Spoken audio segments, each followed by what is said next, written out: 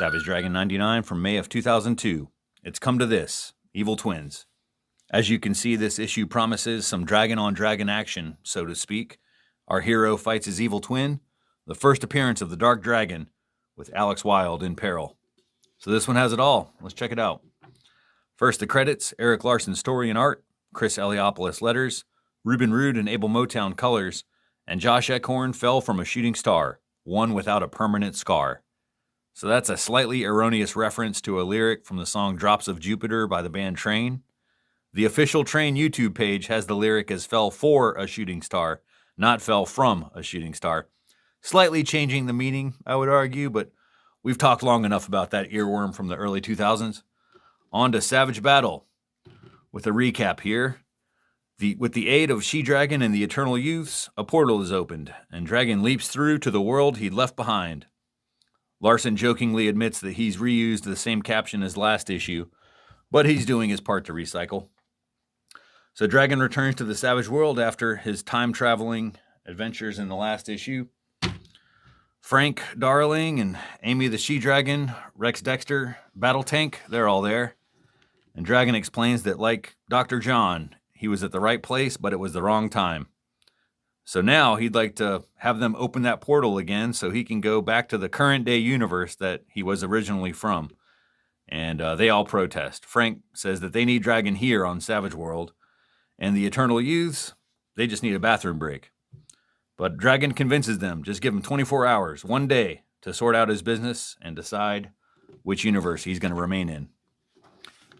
So the portal is opened once again, and Dragon leaps into another world, specifically Dexter's laboratory, or Rex Dexter's lab, which is filled with copies of his wife Jennifer Murphy and her daughter Angel, none of whom are actually the version that he's been looking for. They're in DC. And even more confusing is that Dragon finds out there's another version of himself living in Chicago. So while he's talking to Rex Dexter, he realizes there's a case of mistaken identity going on. Dexter thinking that he already knows this version of the Dragon. And he informs him that, he's got a little bit of a memory lapse, but, you're engaged to Officer Alex Wilde, living at her place. And he suggests that Dragon take a cab home while his memory recovers. So there's a lot of exposition on these pages, not really fun to recap or necessary for our purposes, but pretty fun to read. Larsen has a natural way of throwing in little hints of subplots and narrative into the dialogue. So it's a lot, but I can't cover all of that easily. I will say that we find out Jennifer is actually married to Hercules in this universe. They always had kind of some romantic potential, so that makes sense. And an even bigger bombshell is dropped in the cab ride home, where Dragon hears about Osama bin Laden and the 9/11 attacks for the first time. So that's one major difference geopolitically with this place and the Savage World. So he's clueless about all the details, but we as the readers instantly understand the implications there. Anyway, Dragon arrives home, knocks on the door, and look at the mean mug on this guy, man. He is not happy to see himself standing at the doorway. Alex is back there, stunned, at the sight of Dragon Prime, which I will call our hero to avoid confusion with Dark Dragon. So we got Dragon Prime and Dark Dragon, two different guys. So Dragon Prime, he tries to be friendly, assuming that this Dark Dragon would be excited about the possibility of returning to his own world. But he is not happy. He clenches his fist and he punches Dragon Prime, declaring all of his words are lies. And the savage battle begins, despite the protest of Alex Wilde yelling after her fiancé to please stop this madness. And this is where we find out that Dark Dragon has been posing as Dragon Prime, assuming his identity, his job, fooling everyone, even Alex, at least until now. And she realizes that this is a bad dude when he takes her hostage, threatening to snap her neck if Dragon Prime does not leave this world. But the negotiations are brief. Alex shoots Dark Dragon point blank in the face, not willing to be the stereotypical damsel in distress. Then Dragon Prime follows this up with a couple of haymakers, but then eats one himself, sending him flying through Alex's house, destroying it. These guys are pretty evenly matched, so the list of collateral damage could get pretty high before either of them goes down for the count. And they're throwing everything at each other, not just the kitchen sink, but the entire bathtub. The destruction continues as the savage battle spills into the surrounding neighborhood. And the entire time, Dragon Prime is trying to interrogate his opponent in an attempt to understand why and when he turned evil. But Dark Dragon is having none of it. He's trying to shut this guy up with a knuckle sandwich, wrecking buildings and cars. This has a similar feeling to like the Man of Steel film when like Superman and Zod are destroying Metropolis during their battle. But Dragon Prime is aware of the innocent bystanders. He tries to minimize all the danger. I love this, man. He takes a piece of sheet metal, puts it over Dark Dragon's head, and then punts him right in the nuts. But it's not enough to keep him down. The fight continues, and we find out that Dark Dragon is not from the Savage World. He's actually from Dark World. He was in cahoots with Dark Lord before he was killed. Their plan was for Dark Dragon to replace Dragon Prime when the opportunity arose. But now that plan has been ruined.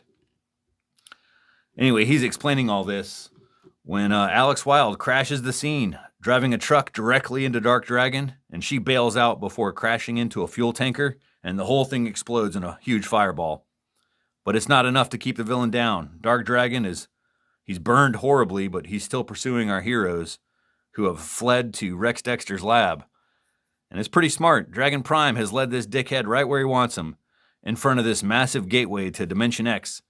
So Dark Dragon is the bull, and like a matador, Dragon Prime toros this crispy cocksucker right into the void, and then shuts the door behind him. This will not be the last time we see Dark Dragon. Clues to his future are in this panel. As you can see, Glumworld back there. So that will play into the story later, but for now, Dragon Prime, he needs to decide within hours, should he stay or should he go? The choice will be made next issue. Pretty fun stuff. Another hugely consequential chapter in this series in the build-up to the landmark issue 100. So on to Fanatics. We'll start with an intro by Larsen himself.